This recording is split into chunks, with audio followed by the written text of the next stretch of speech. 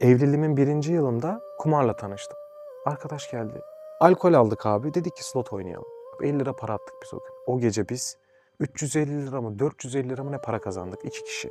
Abi 50 at, 100 at, 100 at, 200 al. Çıktı 10 bin liralara. 10 bin liralara çıktı 20 bin liralara. 20 bin liralara çıktı 50 bin liralara. Anneme dedim ki anne dedim biraz kredim var. Biraz da paraya ihtiyacım var. Dedim bana yardım eder misin? Hani biraz kredi çekmek istiyorum hesabından. Onu öyle kandırmıştım. Yalan söyledim yani. Çektiğimde haberi vardı abi. Ben o parayla da kumar oynadım abi. O da bitti. Sonra ondan habersiz yaptım bunu. Annemden habersiz. Hesabına girdim. Kredi çektim. Onunkinden çektim. Babamınkinden çektim. Oydu 1 milyon abi. 1 milyona kadar. Babam suratıma baktı. Ne yapıyorsun Okan sen dedi. Neyin peşindesin ya? Gidip aileme bir şey söyleyemiyorum. Çocuğum olmak üzere. Belki bir ay var ya yok abi çocuğum doğmasına. Çocuğum doğdu abi. Onu kucağıma aldım. İnan yüzüne bakamadım ya. Kur'an çarpsın yüzüne bakamadım. Ya baktım ona. Sanki beni anlıyor ya. Hani sen bunu nasıl yaptın? Nasıl bu hale geldin? Neler yaptın? Hani suratına bakamıyorum. Elimde arkamda bir dünya borcum var. Neler yaptığına da bir dön bak istedim yani. O çocuk kucağımda böyle. İnan yüzüne bakamadım ya.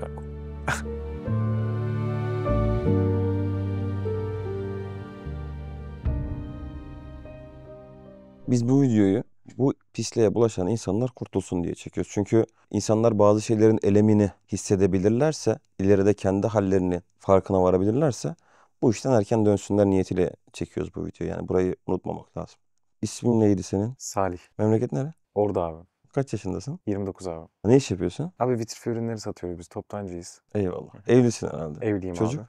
1,5 yaşında oğlum var abi. Ellerinden Allah öper. başlasın Allah kardeş. razı olsun. Şimdi bildiğimiz kadarıyla uyuşturucuya düştün. Alkol de vardı. Kumar da vardı. Doğru mu? Evet abi doğrudur. Kaç yaşında başladın? Neyle başladın? Hangi hatıran var bununla ilgili? Bu işin sonu kötüye gitmiş. Ama bir de başlangıcının olması lazım.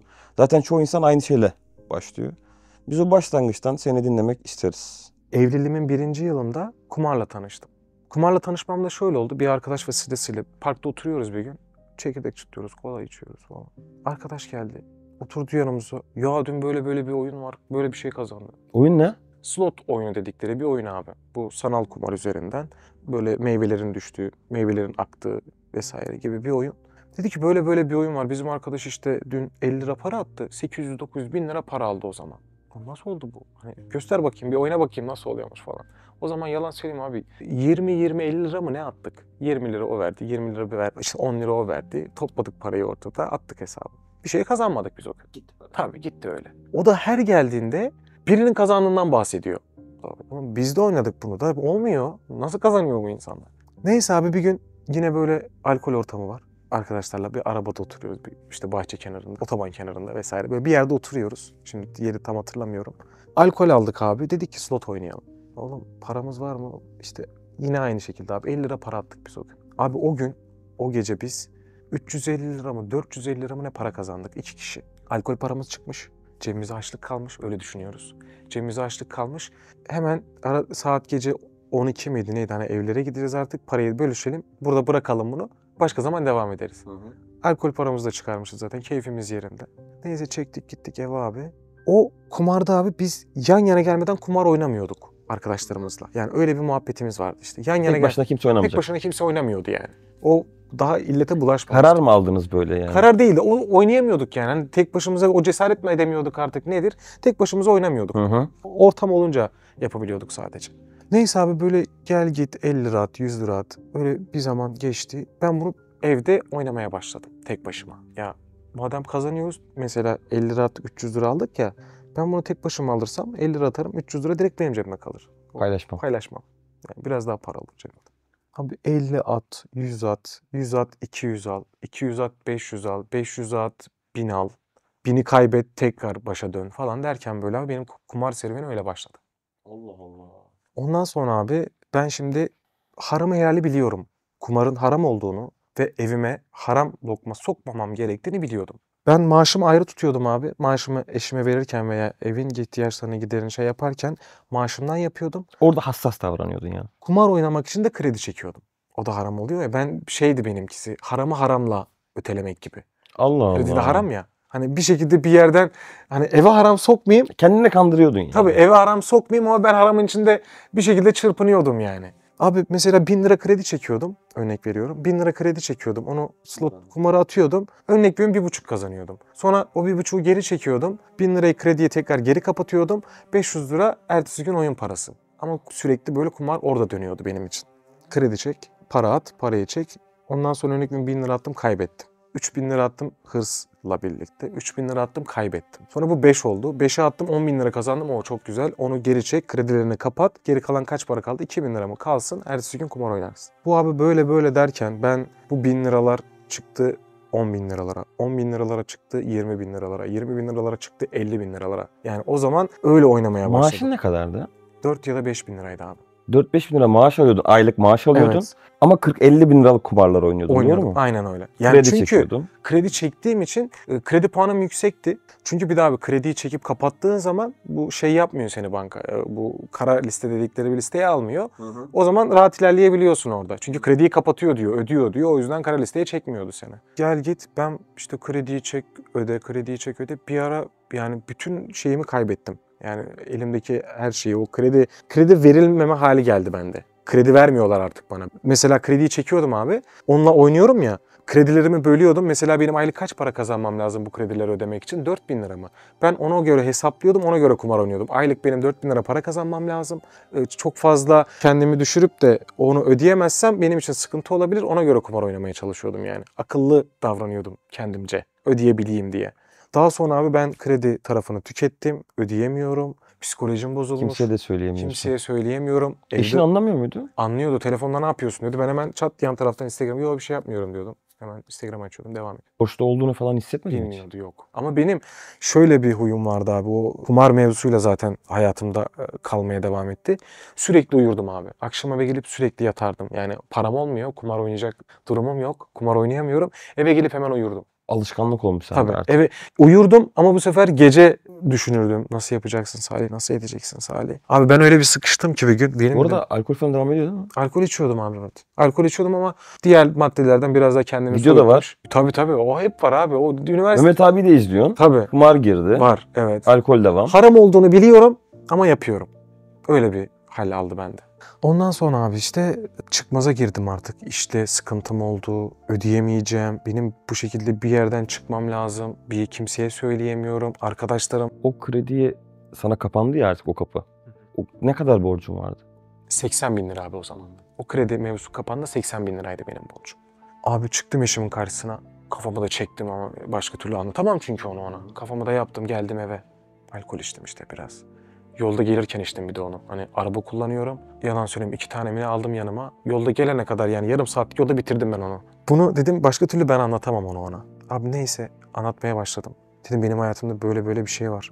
Ne var Salih dedi senin hayatında. Ya ben sana bunu söyleyeceğim ama dedim çok utanıyorum ben bunu sana söylemekten. Yani çıkar yolda bulamadım. Gidecek kapım da yok. Yani senden başka anlayacak kimse de olmaz hayatımda. Benim dedim böyle böyle hayatımda bir şey var. Ne yapıyorsun sen Salih dedi. Zaten ben seni kurtarmaya çalışırken başka bir hayatlardan buraya nereden bulaştın dedi bana. Ya öyle oldu, böyle oldu. Ben kumar oynadım. Benim böyle böyle bir borcum var. Bana ne dedi biliyor musun? Salih dedi belki yapacağım belki yapmayacağım ama dedi ben dedi bu sefer de senin arkanda duracağım. Yani ne olursa olsun dedi. Ben senin her zaman yanındaydım. Bu zamanda da yanında olacağım ama bu hataya bir daha düşme. Abi bana bekarken biriktirdiği altınlarını verdi. Bekarken ya evlilikle hiçbir alakası yok. Biriktirmiş, kenara atmış. Belki ileride lazım olur bize diye. Onları bana verdi. O zaman da altınlarımız abi 50.000 lira mı ne yaptı? 30.000 lira bizim borcumuz kaldı. Saat dedi bunu da yavaş yavaş öderiz. Ama bunu dedi ben senin ailenin bilmesini istiyorum. Ya dedim hatun yapma gözünü seveyim nasıl bilsinler? Ben dedi bilmelerini istiyorum. O zaman yanında dururum. Ne yapayım dedim gidip söyleyeceğiz yapacak bir şey yok. Çünkü eşimi de kaybetmek istemem olur. Gittik ailemizin yanına abi. Konuşacağım konuşamıyorum. Ne diyeceğim diyemiyorum. Bir şekilde açtım ben mevzuyu onlara. Ama dedim sizden yardım beklemiyorum. Eğer dedim belki bana yardım ederseniz şu an ben yine tekrar bataklığın içine düşerim. Hani kendim çabalayayım. Kendim Zorluğu bir şey göreyim ki yapayım bırakayım. ki bırakayım dedim. Abi o zaman işte 5 lira maaş aldığım dönemde 3 lira kredi ödüyorum ben. 2 lira da bizim işte kiramız vesaire o şekilde devam ediyor. Abi ondan sonra borcum bitmedi tamam mı benim? Azaldı ama bitmedi. Azaldı ama bitmedi. Eşimin hamile olduğunu haber aldım ben. Yani eşim de o zaman geldi dedi ki ben hamileyim. Nasıl ya dedim. Abi borcumu düşünüyorum. Şimdi kumar haram değil mi? Haram olarak biliyoruz. Benim dedim evime haram sokmamam lazım. Ama haram bulaştı benim evime. Çocuk Haberini aldım ben sadece. ondan sonra böyle Evet, düşünmeye aynen başladım. böyle düşünmeye başladım. Haram dedim bu. Yani eve haram para sokmayayım, çocuğun boğazından haram para girmesi, lokma Aynen girmesi. öyle abi, aynen öyle. Ben onu düşündüm o evrede. Sonra dedim ki ben bu işi nasıl çözerim? Nasıl çözeceksin? Kumardan bir zaman para kazandın sen Salih. Yani kazanabiliyordun. Bir şans daha dedim kendine ver. Allah Allah. Yine kredi çektim abi. Borcu kapatmak için. Evet, o borcu kapatıp bir daha kumar oynamayıp bütün her şeyi sıfırlayıp çocuğu haram yedirmeden kucağıma almak istedim. Niyetin. Evet. Niyetim öyleydi. 50 bir çektim abi, 100 bir çektim. Şeytan nereden yakalıyor farkında mısın ya? Eve haram lokma girmesin, çocuk olacak. Sen Aynen, şu beni borçlarını oradan da vur. oradan kapatırsın Aynen. deyip tekrardan adım attırmış. Ondan sonra abi ben yine kredi çektim hesaplarımdan. Benim hesaplar sıfırlandı. En büyük hatayı zaten burada yapmaya başladım. Sıfırlandı derken? Çekemiyorum artık kredi. Yine o limite çıktın Çıktım, sıfırladım yani kendimi o sıfıra kadar düşürdüm. Artık kimse kredi vermiyor. yani. Ne kadar borç oldu o zaman? 300. Benim ailemin abi faturalarını ödüyordum. Babamın hesabından, annemin hesabından. Anneme dedim ki anne dedim biraz kredim var. Biraz da paraya ihtiyacım var dedim. Bana yardım eder misin? Hani biraz kredi çekmek istiyorum hesabından. Onu öyle kandırmıştım. Yalan söyledim yani. Amacım para alıp parayı kurtarıp yani krediyi çekeyim ki belki oynarım kazanabilirim arzusuyla. İlk çektiğimde haberi vardı abi. Yalan söyleyerek çektim onu ama öyle bir şekilde parayı verdi bana. Ben o parayla da kumar oynadım abi. O da bitti. Sonra ondan habersiz yaptım bunu. Annemden habersiz. Hesabına girdiğin Hesabına zaman. girdim. Kredi çektim. Onunkinden çektim. Babamınkinden çektim. Oydu 1 milyon abi. 1 milyona kadar. Yani ama kıvranıyorum. Kimseye derdimi anlatamıyorum. Bu 1 milyon borcun olduğu dönemde aylık maaşın ne kadar? 10 bin lira, 15 bin lira falan. Yani şu zamanın belki 3-4 milyon falan Tabii, yapıyor değil mi? evet. Borç oldu 1 milyon. Çıkacak kapım yok. Eşime söyleyemiyorum. Eşime nasıl söyleyeceğim? Zaten bitmişim, tükenmişim. Bir kere ondan öyle bir şans almışım. İkinci kez. Çocuk daha gelmedi ama değil mi? Çocuk daha gelmedi abi yok. İşte o evrede çocuk doğana kadar benim bu borcu bitirmem dediğim 6 aylık süre var ya. Bu 6 ayda benim bütün hayatım yerle bir oldu. Bütün hayatım bitti benim. Ya o kumar mevzusundan benim bütün hayatım mahvoldu. Yani çıkamıyorum, borç bulamıyorum. Kimseye söyleyemiyorum. Arkadaşımdan destek isteyemiyorum. Bir de gururluyum. Ben kimseden borç para isteyemem diyorum kendime. Nasıl çıkacağım bu işin içinden onu da bilmiyorsun. Parayı da ödeyemiyorum ya abi. Bankalar bekliyor. Bekliyor. Ödeyemeyince Birinci ay geçti. Ya 2 ay ya 3 ay bekliyor banka seni aramamak için. İkinci ayın sonuna geldi. Ben artık ne yapacağım? Para yok. Bir şey yapmam lazım. Çözemiyorum. Çocuğun doğmasına çok az kaldı. Benim dedim bunu bir şey yapmam lazım. Çözüm bulmaya çalışıyorum. Kendimce bulamıyorum. En son dedim ki ben artık bunu bir şekilde birine söylemem. Buradan destek istemem gerekiyor dedim. Abim geldi aklıma. Gittim onun yanına abi. Abi dedim ben böyle bir hata yaptım. Ne oldu Volkan dedi. Ne yaptın yine kumar mı oynadın dedi. Evet abi dedim. Sarıldım ona başladım ağlamaya. Ya tutacak dal işte Allah gönderiyor ya onu sana yani hani der ya rızkına kefil. Başkasının eliyle de olsa onu sana bir şekilde ulaştıracak. Yani ben abimi şey olarak gördüm orada aracı. O benim aracım olacak ben o işten ancak öyle sıyrılabilirim. Şu an böyle yavaş yavaş idrak ediyorum ama bu durumları. Gittim abime sarıldım abi dedim benim böyle bir borcum var. Oğlum dedi ne yaptın sen? anneden hesap borç yaptın. Evet, onu da söylemek zorundaydım. Yani çünkü beni arasınlar, beni alsınlar, benim hiç problem yok. Ama dedim onların haberi Zarar olmasın. olmasın. Aynen öyle. Onların haberi olmasın, biz bu işin içinden çıkalım abi. Oğlum dedim nasıl çıkacağız? Ne zamandır ödemiyorsun? 2 ay oldu. Abi o günün ertesi günü babamı bankadan aramışlar. Ben abime söyledim onu, babamın da haberi yok. Babam da beni arıyor. Okan, hesabından kredi çekelim. Senin haberin var mı bundan? Var baba konuşacağız dedim. Ben mecburen söylemek zorunda kaldım orada ona. Abim beni aldı. Dedi Okan hani 50'de gelseydin, 100'de gelseydin, 200'de gelseydin oğlum bu ne hal, ne yaptın sen? Hani kendine yaptın, aileye nasıl bunu yaptın? Nasıl becerdin yani? Ailene nasıl zarar verebildin? Nasıl onların hesabına girip bildin hırsız oldun sen ya dedi. Dedim abi evet ama ne yapabilirdim? Bir çıkış yolu arıyorum. Bulduğum çıkış yoluna bakarsan yani abi işte böyle bir saçma bir hal aldı benim hayatımda. Babamın karşısına çıktım. Abi ne yüzlerine bakabiliyorum. Eve gittim. Abim dedi ki ben ertesi gün işte akşam babamlara gideceğim. Bunu babamlara söylememiz lazım. Ben senin için çözeceğim ama dedi babamlara söyleyeceğiz bunu. Abi sana yemin ediyorum. Abim benden önce gelmiş. Kapıda arabasını gördüm. Kapıya geldim. Yemin olsun içeri giremedim. Kapıda bekliyorum. Dış kapıda bekliyorum böyle. Ne zile basabildim ne kapıyı çalabildim. Yarım saat 45 dakika sadece kapıda bekledim. Saat gece 12 mi ne? Çat kapı annem çıktı kapıya. O da çöp atmaya çıkmış kadın. Afalladı beni görünce kapıda. Ben de yeni geliyormuş numarasıyla böyle. Sen ne yapıyorsun burada dedi. Gelemeyeceğim evime. Haberi yok tabii onun da. Gelemeyeceğim evime dedim. Geldim eve. Abim babama açtı konuyu. Derler ya bu atsan atılmıyor, satsan satılmıyor. Kardeş Allah razı olsun yine şey yaptı bana. İşte babama söyledi. Baba dedi bu çocuk böyle böyle bir şey yapmış. Babam suratıma baktı. Ne yapıyorsun Okan sen dedi. Neyin peşindesin ya? Baba dedim bilmiyorum yani nasıl bir gafletteyim, nasıl bir durumdayım. Gidip aileme bir şey söyleyemiyorum. Çocuğum olmak üzere belki bir ay var ya yok abi çocuğun doğmasına. Öyle bir durum yaşadım. Abim dedi ki baba dedi ben sizin kredi borcunuzu ödeyeceğim. Ben kapatacağım orayı. Ama dedi bu çocuktan 1 lira para istemeyin dedi. Ben onun yanındayım. Ondan para istemeyin siz. Onu sıkıştırmayın. Ben onun borcunu ödeyeceğim ben. Allah razı olsun benim borcumu ödedi abi. Yani o yarısını kapattı. Ben diğer kısmını yine ödemeye başladım. Ama bu sefer dedim ki kesinlikle tövbe. Bir daha elimi sürmem. Bir daha sürmem dedim. Abi çocuğum doğdu. Abim borcumun yarısını kapatmış. İşte 500 bin lirasını. 500 bin lira benim kendi tarafımda borcum var. İşte faizle sürekli katlanmış. Ben onu yapılandırmışım. Mesela 500 olmuş o taraftaki borç. Çocuğum doğdu abi. Onu kucağıma aldım. İnan yüzüne bakamadım ya. Kur'an çarpsın yüzüne bakamadım. Ya baktım ona. Sanki beni anlıyor ya. Hani sen bunu nasıl yaptın? Nasıl bu hale geldin? Neler yaptın? Hani suratına bakamıyorum. Elimde arkamda bir dünya borcum var. Harama helali biraz olsun içimde biraz bilmeye çalışıyorum.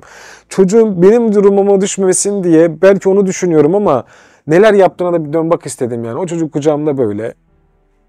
İnan yüzüne bakamadım ya. Neyse abi eve geldik. Arkamda borcum var. Ya bir tane arkadaşım da abi kumar oynamışız arkadaşlarımla. Ben mesela kumar oynamışım, kazanmışım, dağıtmışım onlara. Hani alın yiyelim, beraber içelim, şey yapalım. Abi arkadaşlarım beni bir gün aramadı biliyor musun? Kumar borcum var. En iyi onlar biliyor. Hani onların yanında yapmışım zaten bu yaptığım her şeyi. Bir tanesi demedi ki Salih çocuğun oldu. Borcun da var. Evine mama alabiliyor musun? Evine bez alabiliyor musun? Bir kişi arayıp da sormadı bana bunu. Ama ben bunu nasıl içerledim? Bir gün abi çağırdılar beni yine. Geliyorum ya dedim ama içim nasıl dolu onlara karşı. Gittim abi yanlarına. Ne yapıyorsun Salih nasıl gidiyor çocuk nasıl falan. Oğlum dedim siz nasıl adamlarsınız lan dedim. Benim bu kadar borcum var. Çocuğum olmuş. Biriniz dedim arayıp da ya Salih mama alabiliyor musun? Çocuğuna bez alabiliyor musun demediniz dedim ya. Abi o gün de onlara dedim ki benim dedim zor günümde yanımda olmayan insan. Bu hal elbet bir gün bitecek. Ben zor durumdayım. Şu an zor durumdayım. Benim dedim zor durumda yanımda olmayan insan benim dedim iyiliğimde de yanımda olmasın. Siz selamen selamet çektim gittim abi böyle. Kumarı o şekilde bitirdim hayatımda. Ortamı bıraktın. Aynen abi. Komple kestim orada. Hayatımı yani komple bitirdim orada. Sonra işte yine Mehmet abinin videolarıyla abi kendimi böyle şey yapmaya çalıştım. Tutmaya çalıştım. Oynamayacağım karar verdin. Tabii tövbe ettim artık dedim. Ben elimi sürmeyeceğim. Abime de bir söz Alkol? verdim. Alkolü de bıraktım. Alkol de içmiyorum o zaman. Ben ne zaman böyle abimin yanına gitsem, böyle ne zaman hani onunla konuşmak istesem hep böyle hayalden bahsettim onu. Abi dedim gel gidelim oraya. Ben kumar derdinden müzdaribim. Senin halin belli. Gel gidelim beraber. Tamam dedi gidelim ya dedi. Hani cumartesi ikna etmeye çalışıyorum ben onu. İlk defa geleceksin. Değil Aynen mi? ilk defa geleceğiz. Geldik sohbete işte ondan sonra çıktık gittik. Yani bir ilk derse kaldık. Cumartesi sohbetine geldiniz, bir derse girdiniz, gittiniz. Aynen öyle abi gittik. Neyse biraz böyle devam etti abi bu. Bir gün içim o kadar sıkıldı ki dükkanda. Borcumu ödüyorum. Kumara tövbe etmişim. Bir şekilde kendimi sıyırmaya çalışıyorum işin içinden. Ara ara namaz kılıyorum böyle çok fazla hani üstüne gidemesem de abi. Videolar devam. Videolara devam aynen öyle. Ama abi ya bazen insan der ya kabz hali. O Evet. insanın kabz hali o gün ben iş yerinde onu yaşıyorum. Evet. Ruhumda ne yapacağım ben? Tamam borç bir yerden şey yapıyor ama hani Allah razı olsun abim destek olduğu için oraya çok fazla Okan dedi. Hiçbir zaman borcunu düşünme. Ne zaman da sıkışsan beni ara. Hani borç aklına gelirse beni ara dedi. Hı. O Allah razı olsun o konuda destek oldu bana. Abi neyse öyle bir daraldım ki ya dedim ben hayalden de o ara bana bir mesaj geldi. Cuma mesajı gibi bir mesaj aldım ben. Dedim ben buraya yazacağım ya dedim. Karşımdakini de tanımam etmem. Abi neyse ben başladım yazmaya. Abi dedim benim hayatımdan böyle bir şey geçti. Kumar var, böyle bir şeyler var falan. Mücahit abiymiş işte onunla tanıştık. Abi aradan mesaja cevap verdi. Abi dedi burada nice insanlar var. Belki senin gibi belki senin yolundan geçmiş. Ama dedi senin buraya gelmen lazım dedi. Buradaki insanlarla tanışman lazım dedi. Tamam abi dedim.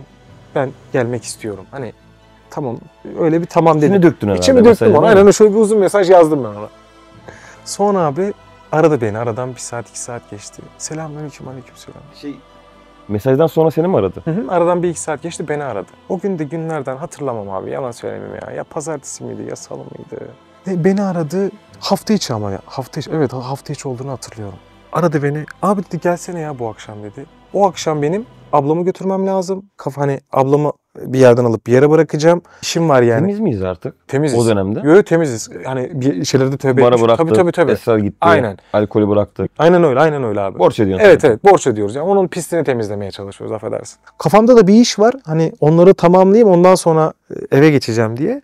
Mücahit abi beni aradı. Dedi ki bugün gelebilir misin? İşte o konuşuyoruz. Bugün kaçta çıkabilirsin? Gelebilir misin falan. Abi dedim böyle hani bahane olarak söylemiyorum sana dedim. Ablamı buradan alıp buraya bırakmam lazım. Şöyle ablanı ara dedi. Hani kendi gidebilir mi kendi imkanıyla falan. Doğru söylüyorsun abi dedim. Aradım onu, abla dedim böyle bir durum var. Ablam Allah razı olsun, halden anlayan bir insan. Sıkıntı yok Okan dedi. Sen oraya git, ben işimi çözerim. Abi dükkandan çıktım, eve gittim. Duş aldım, bastım buraya geldim. O gün tanışmamız çok garipti. Benim telefonum burada duruyor abi. Neyse ben de biriyle muhabbet ediyorum öyle. Yeni tanışmışız. İnan ismini hatırlamam yani. Telefonum da öne açık. Mücahit abi de buradan içeri girmiş. Telefonla beni ara. Resepsiyon mu? Burada. Buraya oturdum. burada. Burada. Burada oturuyorsun sen de. Bu koltukta oturuyordum ben. Bu koltuk onun çünkü bu koltukta oturuyordum. Ben telefonum da böyle açık burada. Biriyle de muhabbete dalmışız abi böyle. Bir arkadaşla, genç bir arkadaştı. Mücahit abi geldi. Bizden biri ilgileniyordu seninle herhalde. Mücahit abi geldi, elini uzattı. Merhaba Salih dedi. Kafayı bir kaldırdım. Ben müneccimim, gördün mü dedi. Bak nasıl bildim senin Salih olduğunu dedi. Şaka dedi. Telefon arayıp benim ismini görmüş, kendinin ismini. Ama abi benim aklım gitti o an. Neyse abi Allah razı olsun. Onunla tanıştım. Salih dedi derslere gelebilirsin dedi. Pazartesi, işte salı günleri derslerimiz var. Burada dedi Necde senin gibi insanlar var. Onlar da hakikati öğrenmeye çalışıyor. Bunlar da böyle yapmaya çalışıyor. Cumartesi sohbetlerimize gel. Abi ben o gün bir karar aldım. O gün Mücahit abiyle konuştum. Dedim ki Mücahit abi tamam, ben artık dedim benim yolumdan başka bir dönüş yok. Benim gidebileceğim başka bir yer yok. Ben burada olacağım dedim. Benim amacım burada kalabilmek. Abi o evrede cumartesi sohbete geldim. Salı günü derse geldim. Salı günü akşam eve gittim. Eşime açtım konuyu. Dedim ben hizmet etmek istiyorum. İkinci gün ya. Ben dedim hizmet etmek istiyorum. Benim dedim başka çıkar yolum yok. Nasıl yani dedi. Vallahi dedim hayale gideceğim işte. Haftada bir gün, haftada 2 gün işte. Hani bir dersim var, bir cumartesim var. 2 gün hayale gideceğim dedim. O şekilde tamam git, öğren, güzel falan. Abi bir gün yine buraya derse geldim. Dersten çıktım. Eskiler geldi benim aklıma. Böyle ilk zamanlarım. İşte o pisliğin içine düştüğüm zamanlar, üniversite zamanları aklıma geldi. Ben dedim burada ilk neyle başladım dedim. Mehmet abi nasıl tanıdım dedim. O videoyu açtım tekrar. Bu videoyu sakın izleme videosu var ya. Onu açtım. Aynen öyle. Köprüye falan geldik abi böyle. Mehmet abi yine başladı yardırmaya. Abi bir gözümden yaş döküldü. Ama hıçkıra ağlıyorum. Allah'ım diyorum beni affet. Buradan çıktıktan sonra mı? Buradan çıktıktan sonra. Beni affet. Ben dedim aciz kulunum. Ben bu kadar günah işledim. Ama dedim bir şekilde beni hiçbir zaman benden vazgeçmedin. Beni sevdiğini biliyorum. Ben senin yolundan başka bir yola gitmek istemiyorum. Beni buradan alıkoyma. Beni şeytanın vesvesesinden koru diye nasıl yalvarıyorum Allah'a. Abi bir gün yine işten çıktım. Çarşamba günü. Hayalde hiçbir işim yok. Salıya dersin. Bizim işten çıktım abi. Sağ yol eve gidiyor, sol yol hayale gidiyor. Hayalde de hiçbir işim yok. Abi içime bir koruntu düştü böyle. Eve gitsem mi? Hayır. Eşim de o gün kayınpederde, babasının. Rahatsın yani. Rahatım aynen. Abi yol ayrımına kadar yavaş yavaş geldim böyle ama içim o kadar dar ki böyle. Anlatamam sana yani. O kadar sıkı içim böyle. Ben dedim çevirdim direksiyonu hayal abi. Abi sana eminim buranın bir kokusu var. Ben o kokuya hastayım. O kokuyu aradım buldum hatta da tam daha nasip olmadı almak. Abi içeri bir girdim. Ya ben böyle bir mutluluğu, böyle bir huzur hiçbir yerde görmedim abi. Allah. Ben buradan ne zaman çıksam yani buraya geldim o maneviyatı doluyor içim. Kapıdan çıkınca evet ya diyorum keşke çıkmasaydım. Yani dışarının ortamını biliyorum ya. Ama buradaki ben o huzuru, ortamı, yakınlaşmayı, samimiyeti hiçbir yerde görmedim abi. Ben karşımdaki insanın menfaatsizce yani senden hiçbir şey beklemeden, bir karşılık beklemeden o sarılması insanların birbirine, oradaki muhabbeti, o sıcak muhabbeti hiçbir yerde görmedim abi. Buranın en büyük özelliğinden bir tanesi kimsenin birbirinden menfaatinin olmaması. Allah rızası için yapıyoruz her şeyi. Onun için yapmaya çalışıyoruz. Onun için buradayız. Onu kazanmaya çalışıyoruz. Kardeşlerle muhabbet ettim. Gidip gelmeye başladım. Namazımı 5 vakit kaçırmamaya başladım. Mücahit abiyle tanıştığımızda derse gelmemi söyledi. Salı günleri derse gelmeye başladım ben. Bana dedi ki Risale-i Nur okumaya başlayabiliriz artık senede. Tamam abi dedim. Kaç sayfa okuyacağız? Şu kadar sayfa okuyacağız. Telefonunda uygulama var mı? Var abi. Ben ama Risale-i Nur'u otobüste gidip gelirken okuyordum abi sözleri. 300 sayfa falan okumuşum ama okudum ben hiçbir şey anlamadım. Hiçbir şey anlamadım. Çünkü bir okuma programım yoktu. 3 sayfa okuyordum. Otobüste giderken okuyordum. Günlük bir okuma yoktu yani. Yoktu. Ne zaman otobüse binsem ben arabam yoksa Risale'yi okuyordum. Araba varsa arabaya binip gidiyordum zaten. Orada bir okuma şansım yoktu. Evde oturup da düzenli okumadım yani. Bunu Mücahit abiyle bir düzen haline getirdik. Önce dedi 10 sayfayla başlayalım. Yavaş yavaş devam ederiz. Sözlerle başladım. Ondan sonra 20 sayfaya çıkardık. Ama ben sözleri evet anlamasam da o okumaktan vazgeçmiyorum ki bir yerde açılacak o pencere bana biliyorum. Bir yerde de açıldığını hissettim. Yani ben onu okuyarak anladığımı hissettim. Şu an anlat dersen anlatamam ama. Ama hissettim onu okurken dedim ki bak ne güzel anlayabiliyorum ben burayı dediğim o hakikatte oldu yani. Bana tesir ettiğini hissettim orada. Bu genelde çok kişide oluyor. İlk okumaya başlayınca anlamama. Ben de 10 yıl önce ilk defa böyle dedim ki bu arkadaşlar bu sohbeti bu kitaplardan yapıyor. Ben de bu kitaplardan okuyayım. Neyi bu kitaplar? Risale-i Nur. Kim yazmış? Bediüzzaman. İlk defa duyduğum isimler yani bunlarda. Neyse başladım okumaya.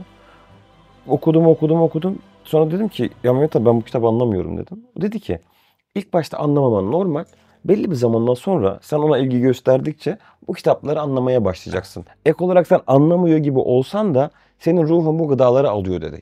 Örneği de vermişti o zaman hatırladığım kadarıyla. Yani bir ilacı alırsın ama vücudunda nereye gittiğini bilemezsin. Ama sana fayda verdiğini bilirsin. Bir elmayı yersin, fayda verdiğini bilirsin ama nereye gittiğini bilmezsin ya. Ruhta da aynı manevi organlar var. Onlarla beslenir dedi. Eyvallah dedim yani bu işi sen bildiğin onu benim seni dinlemem lazım. O basit mantık. O adam bunu söylüyorsa bir bildiği vardır. Devam ettik okumaya ve belli bir zamandan sonra dediği gibi de oldu. Sonra da hamdolsun böyle ihtiyaç hissetmeye başlıyorsun zaten belli bir zamandan sonra. Abi zaten benim hayale gelmemin en büyük sebeplerinden bir tanesi ben kimim? Beni kim yarattı? Allah yarattı. Allah benden ne istiyor? Kur'an'da zaten ayet bunların hepsini söylemiş bana. Ben Kur'an okumayı bilmiyorum.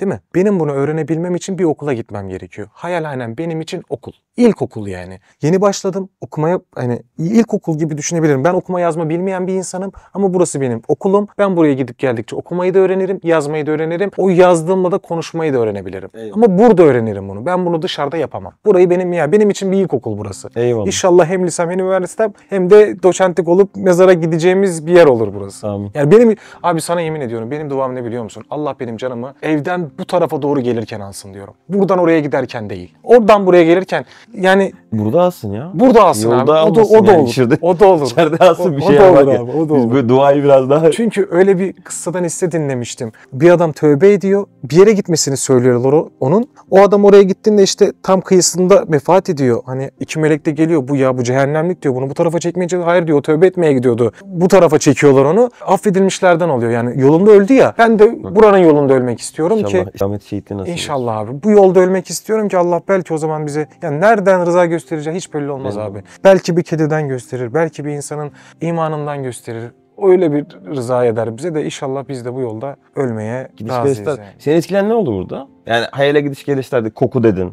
Eyvallah. Abi, buradaki insanların samimiyeti dedin ki buna kesinlikle katılıyorum. Çünkü burada ben menfaatsizliği hayalhanemde öğrendim mesela abi, yani. Ben de öyle. Daha önceki hayatımda çok fazla arkadaşım vardı vesaire o samimilerdi yani şimdi samimi demek olmam ama asıl samimiyeti hayalhaneme gelip o menfaatsizliği hayalhanemde öğrenmiştim. Burada başka ne etkiledi seni?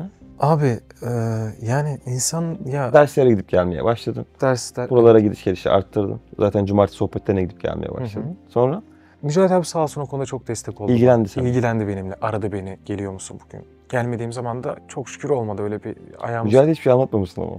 Ya evet anlatmadım ama ya bilmiyorum o an ben normal... Mücahit öyle bana hiçbir şey anlatmadı o kadar ilgilendim ya. Ama yazarken söyledim ben onunla. Ufak bahsettim yani öyle tam apaçık bir şey söyleyemedim ama o gün de ben dediğim gibi böyle çok fazla bir şey anlatabilen bir insan değilim. Çeyizci abiyle denk geldik. Ne yapıyor Salih nasıl gidiyor falan. Ben ona söyledim. Niye bilmiyorum niye ona söyledim. O da kendini biraz açınca ben biraz daha açtım kendimi ona. O ona derken en son sana açmak nasip oldu işte yani kendimizi. Abi bir gün yine ya işteyim, eve gidiyorum ya da malzeme almaya falan gidiyorum. Bir haber aldım. Arkadaşım aradı beni. O çocukluk arkadaşım demiştim ya 3 kişi büyüdük biz. Evet. Bir Hüseyin'le Can. Can aradı beni. Salih dedi Hüseyin'den haberin var mı dedi. Hayır olsun dedim. Caminin tuvaletinde ölü bulmuşlar dedim. Ne diyorsun sen ya dedim. Ne yapmış dedim. Altın vuruş. Ama beynimden kaynar sular döküldü. Direkt çocukluğumu düşündüm abi.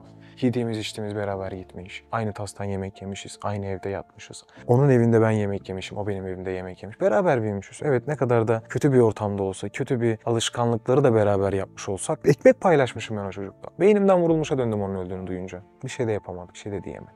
Toplandık bir 3 arkadaş biz yine. Hüseyin cebinden çıkartırdı. Ya ben böyle bir şey buldum. Bak abiler böyle bunu içiyorlar, böyle takılıyorlar falan. Tamam deneyelim dedim yani ne olur. Biz de deneyelim. Öyle başladı abi bizimkisi. Ama hep böyle merak. Yani biri bir şey söylüyor. Aa böyle bir şey varmış onu da deneyelim. Aa böyle bir şey varmış bunu da deneyelim. Hep deneme. Bunun dışında balisi, tineri yani her türlü maddeyi kullandık abi. Yaşımız küçüktü ve bunu yapabilmek için abi çok fazla yol yürüdük. Kimse bizi görmesin, kimse bizi izlemesin gibi bayağı bir yol yürüdük. Ormana giderdik. Ne bileyim otoban kenarlarında insanın ne işi var? Biz oralara gidip kuytu köşe neresi bulursak orada oturur kullanacağımız maddeyi kullanırdık.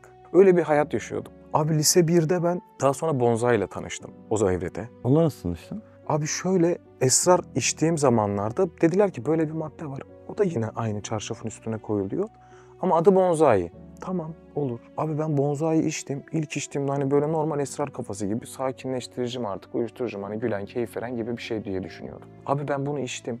Yani hayatımda ben onun kadar kötü bir şey yaşadım veya gördüm diyemem sana. Yani öldüm dirildim ama ben onu içtim biliyor musun abi? Hani bir kere değil birçok kez içtim. Ama her seferinde ya öldüğümü hissettim ya öleceğimi hissettim. Yani ellerim ayaklarım titrediğini biliyorum. Kalbimin hızlı attığını biliyorum. Hep böyle bir ölüm tribi dedikleri, bad trip dedikleri bir trip yaşıyorsun abi o merette. Yani o bonsai denilen illette.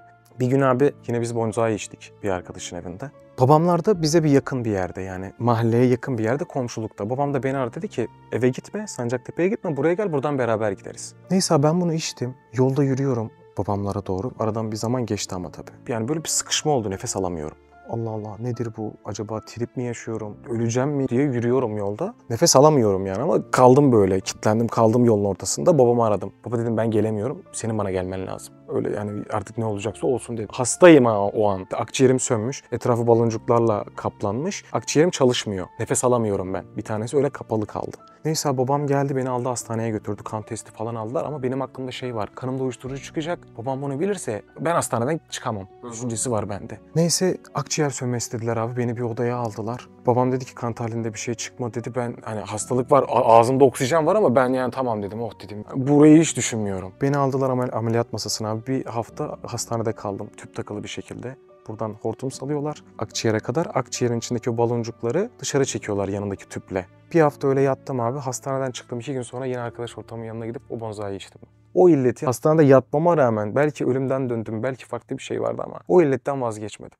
Maddeyi kullana artık madde keyif vermemeye başlıyor. Ve o madde... İlerisi buna gidiyor. Aynen öyle. Madde keyif vermemeye başlayınca şimdi örnek veriyorum abi sürekli bir madde kullanan insan bir taneyi kullandığında biraz azalır. 2 tane böyle sürekli kullanmaya başladığında o zevk artık yavaşça azalmaya başlar. Bu 1 iken 2 olur, 2 iken 3 olur. 3'ünü aynı anda yapmaya başlar. Doz artar yani. Aynen öyle. Dozunu arttırmaya başlar. Onda da öyle olmuştur. Yani çok taşındıktan sonra onunla görüşmemiştim yani Hüseyin'le. Ölen vefat eden arkadaşım. Onunla görüşmemiştik. Onda da öyle devam ettiğini duydum ama. Hala devam ediyor, içiyor ve diğer Can yine o da evlendik. İşini gücünü kurdu, devam ediyor kendince. Onun yine devam ettiğini duymuştum. Çok üzüldüm. Allah affetsin. Altın vuruşu yapacak adam öleceğini bilir mi? Onun altın vuruş dediğiniz mevzu Abi bir ölüm değildir değil mi yani? Değil. Altın vuruş artık en yüksek dozu tabii, açmak kullanmak dozu, mı? şöyle o zaten ölümün adı altın vuruş. Ben onu vurayım öleyim diye bu yapılmamıştı.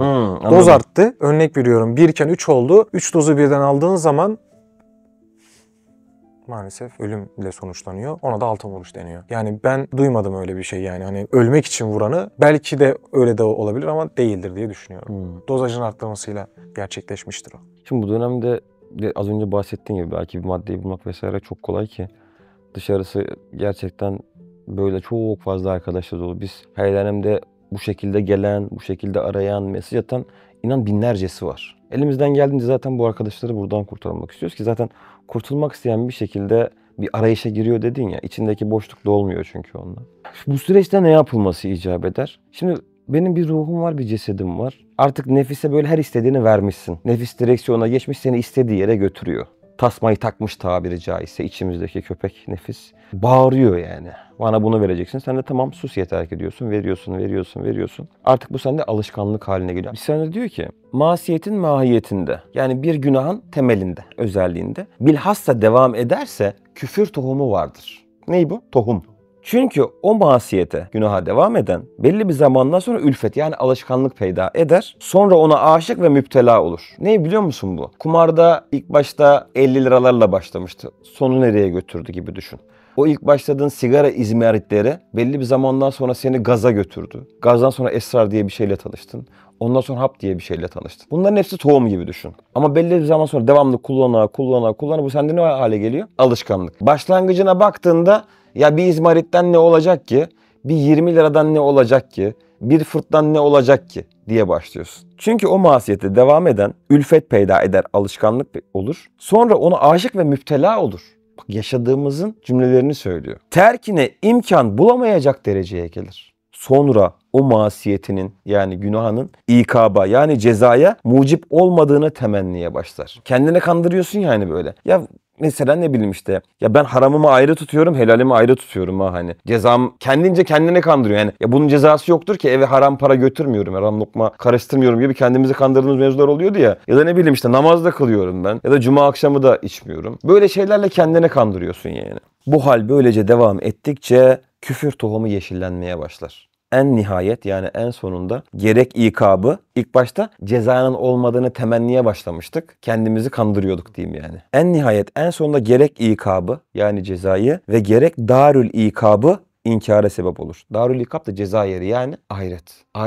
Ahiret yerinin olmadığını yani ahiretin inkarına sebep olmaya başlayınca imanın altı şartlarından bir tanesini reddetmiş oluyorsun. Yani ne gidiyor senden? İman gidiyor. İmansız girince ahirete iman da gitti. İleride onları da söylüyor. O gidince zaten senden bir tanesini aldı. Yani artık sonsuz cehennem. Ama nereden başlamıştı? Abi inan bir fırttan, inan 20 liradan, inan izmaritten başlıyor bunlar. Bunların hepsinin nihayetinde seni ümitsizliğe düşürüp zaten battı balık yan gider muhasebesiyle seni alıp senin sonsuzluğunu almaya çalışıyor. Ama o bir fırt dediği mevzu bunlardan başlıyor yani. Burada çok fazla böyle arkadaş var. Yapılması gereken nedir? Az önceki konuya tekrar gelecek olursak nefis artık istediğini vere içeride köpek olmuş. Senin de ona engel olacak bir kuvvetin kalmamış içeride. Yani o direksiyonda sen yanında oturuyorsun. Nereye isterse oraya götürüyorsun. Ama şunun farkındasın. Benim oraya gitmemem lazım. Benim o direksiyona geçmem lazım. Benim bu nefsi susturmam lazım. Ama ruhta kuvvet yok. O içerideki boşluğu bir uyuşturucuyla, bir kumarla, bir alkolle mümkün değil dolduramazsın. Bu sende daha fazla yaralar açacaktır. Çünkü ayet diyor ya kalpler ancak Allah'ı zikretmekle mutmain olur. O içerideki boşluk Allah'tan başka hiçbir şeyle dolmayacak. Ama bir insan manevi anlamda o videolar seni kurtarmış aslında. Manevi anlamda bir şekilde bir kuvvet almış ruhun. O ruh yavaş yavaş kuvvetlenince buraya geleyim. Kuvvetini bulunca buraya gelmiş ve artık nefsi susturacak enerjiyi kendinde bulmaya başlamış. İnsan o içerideki boşluğunu, o içerideki yaraları ancak Allah ile iyileştireceğinden, Allah ile dolduracağından dolayı o videolar ona bir umut oluyor. Bir güç oluyor, bir kuvvet oluyor. Risale-i Nurlar bir kuvvet oluyor. Kur'an bir kuvvet oluyor. Siyer başka bir kuvvet oluyor. Artık ruh yavaş yavaş kendine gelmeye başlayınca nefis istiyor. İçmiyorum diyorsun. Onu susturmaya başlıyorsun. Buranın kurtuluşu hakikatten başka hiçbir şey değil. Biz bunu çok fazla şahit olduk, çok fazla gördük. Öyle mutlaka bu durumda olan ve kurtulma çabasına giren arkadaş vardır. Kurtuluş yolu Allah. Başka bir şey değil. O da buralara gelmekle, nurları okumakla, Kur'an'ı anlamaya gayret göstermekle, özellikle videoları sıralı izlemekle bir kuvvet bulunca nefsi ancak o şekilde susturup bir mücadele içine girebiliyorsun. Ve şu da bir gerçek, insan bunu tek başına yapamıyor. Yanına bir yoldaş oluyor. Nasıl haramlara arkadaş ortamıyla giriyorsan bu ortamlardan da ancak seni ahirette fayda verecek arkadaş ortamlarıyla kurtarabiliyorsun. Başka türlü olmuyor. Ben abi ne kadar bir şey yaşamışsam yaşayayım. Yani birçok günahım var hayatımda. Ayet diyor ki denizlerin köpüğü kadar günahın olsa affedeceğim diyor. Ben o ayete sığınıyorum. Yani Güç oluyordu sana. Güç oluyor abi bana. O ayete sığınıyorum. Bir de Mehmet abinin bir sohbetinde şöyle bir şey söylüyor. Hazreti Vahşi'den bahsediyor. Kurtuldu, sahabe oldu. Vahşi Hazreti yapan onun hayatıydı yani. Allah ona öyle bir şey nasip etti. Ya peygamber öldürmedik. O yüzden dedim ki kurtulabilirim. Allah'ın da ayetine sığınıyorum. Denizlerin köpüğü kadar günahın olsa affedeceğim buyuruyor. Yeter ki benim yolumda. Ey günahta haddi aşmış kullarım. Allah'ın rahmetinden ümidinizi kesmeyin diyor. Hatırladım ben Zümer 53. ayetti galiba. Yani ben ona sığınıyorum. Evet günahım çok olabilir. Evet kötü zamanlar geçirmiş olabilirim. Ama ondan başka gidecek kapı yok. Ondan başka gidecek yerde yok. Kabirde bize yardım edecek yalnızca bizim bu öğrendiğimiz hakikatler, namazımız, amellerimiz. Öğrendiklerimiz, amellerimiz inşallah. Mehmet abi tanıyalım videosu var abi 4 saat falan. Ben onu bir gün sabaha karşı böyle sabaha kadar yani o 4 saati izlemek durumunda kaldım. Başından sonuna kadar izledin mi? İzledim abi. Herkesi tek tek dinledim. Oradan buraya geldiğimde insanları tanıyabiliyorum zaten. Orada da senin bir anın var abi. İşte derstesiniz. Ders bitiyor. Bir toplantı olacak. Senin çıkmanı istiyorlar. Ondan sonra sen diyorsun ki benim burada kalmam gerekiyor. Yani beni dışarı gönderirseniz ben yine eski hayatıma gidebilirim. Benim yine ayağım kayabilir. Sen o hizmette kalabiliyorsun. Benim de öyle bir durumum var abi. Ben dışarıda kalmak istemiyorum. Dışarının nasıl bir hayat olduğunu biliyorum. Geçmişimi biliyorum. Bütün hayatımdaki arkadaşlarımı kendimden soyutlamışım, çıkarmışım. O adımı atmışım. Yani tekrar o adımı atmamak için ben burada kalmak istiyorum. Yani benim ilk gayem bu. İnşallah. İnşallah. Allah muhafaza etsin, hepimizi Amin, muhafaza etsin. amin, Çünkü amin. daha bitmedi. Yani bitince ancak kurtulacağız. Ayağımızın kayma ihtimalleri hala var. Ama işte buradaki Allah'ın ipine sımsıkı sarılın diyor ya. Allah'ın ipi de buradaki dostlar, buradaki arkadaşlar oluyor. O ipleri bırakmamak lazım. O ipleri bırakmayınca onlar da seni bırakmıyor yani. Bitmedi. İnşallah niyetimiz burada dediğin gibi ölmek. İstikamet şehidi olmak. Çünkü az önce dedin ya çok fazla günahımız var. Ve kimse burada işlediği günahlarla gerçekten yüzleşmek istemez. Hani bunlar bize sorulsun istemez. Bunu araştırdığında evet bir yolu var. Nedir o yol? İstikamet şehitliği, sorgusuz sualsiz cennete alacağını söylüyor. Ama o istikamet şehidi de işte niyetini alıp amel etmekle olacak. Buralara gelmek, yine inancımız bizi buraların kurtaracağını. Biz inanıyoruz. İnandığımız gibi de amel etmeye gayret gösteriyoruz. Allah hepimizi daim etsin yani. Sen de inşallah bunların kıymetini anlamışsındır. O günlerin elemlerini düşündükçe, o babanın karşısına gittiğinde yüzüne bakamadığın dönemleri düşündükçe, çocuğunu kucağına aldığın dönemde o çocuğa bile bakamayacağını düşündüğün dönemleri unutma. Onları unutma ki bir daha seni o ortamlara götürecek bir arkadaş olduğunda ya da his geldiğinde o anları hatırla ki onlar sana engel olsun. Başka türlü olmaz. O acıyı hissetmek lazım tekrardan. İnsan o acıya bir daha gideceğini bilse onu yapmaz diye düşünüyorum. Tabii burada da o manevi anlamda ruhu kuvvetlendirmek lazım ki gitmesin. Gitmeyecek de bir kuvvet lazım yani. Yoksa hepsi maalesef ki boş. Allah inşallah bu videoyu da bu durumda olan arkadaşlara ilaç etsin. Manevi anlamda kuvvet etsin. Verdikleri kararların arkasında durmayı nasip etsin. Amin. Özellikle tövbe nasip etsin. Amin. Asıl tövbe de işte o ettiğin tövbenin arkasında durma delikanlılığını göstermektir. Bizlere de o delikanlılığı nasip etsin. Allah razı olsun.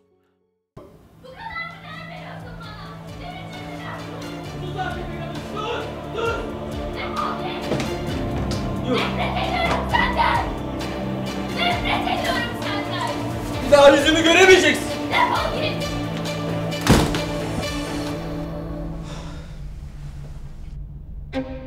Onlar bazı sırları bilseydi böyle olmazdı.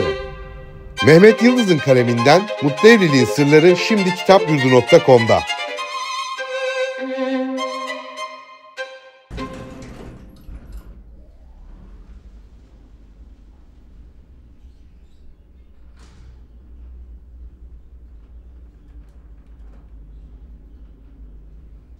Siz de Hayalhanem'in yurt içi ve yurt dışı projelerine destek olmak için buradaki linke tıklayarak online bağışta bulunabilir veya aşağıdaki iletişim numaralarından bizlere ulaşabilirsiniz.